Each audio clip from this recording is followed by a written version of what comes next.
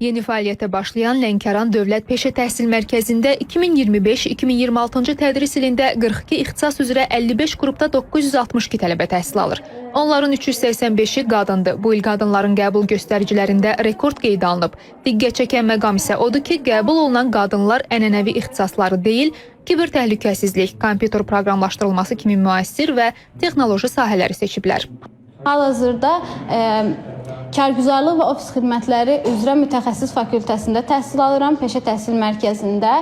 İlk təhsilimi Lənkəran Humanitar Kollecində arxiv işi və kargüzarlıq fakültəsində almışam. Burada aldığım təhsildə asan xidmətdə keçdiyimiz praktikalar mənə çox kömək olur. Peşə Təhsil Mərkəzi 2024-cü ildən etibarən publik hüquqi şəxs kimi fəaliyyət göstərir. Yeni status mərkəzin idarə etmə və maliyyə imkanlarını əhəmiyyətli dərəcədə genişləndirəcək. Qurum istehsal və xidmət sahələrindən əldə olunan gəlirlər hesabına maliyyə dayanıqlığını artırmağa hədəfləyir.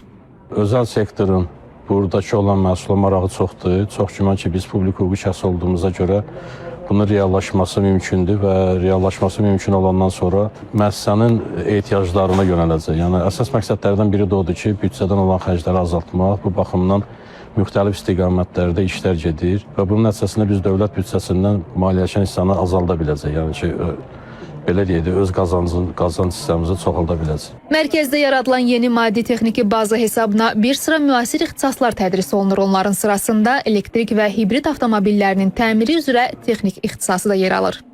Peşə Tədris Mərkəzi 30-a yaxın özəl və dövlət müəssisələri ilə sıx əməkdaşlıq edir. Bu əməkdaşlığa kadr hazırlığı, mütəxəssislərin tədrisə cəlb olunması, eləcə də innovativ layihələrin icrası daxildir.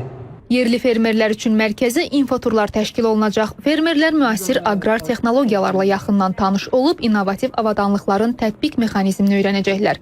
Bu təşəbbüs yeni texnologiyaların təsərrüfatlarda daha rahat tətbiqinə, məhsuldarlığın artmasına və regionda iqtisadi fəallığın güclənməsinə töhfə verəcək. Rəhman Məlikov, Aysən Ələkbərova, İTV Xəbər, Lənkəran.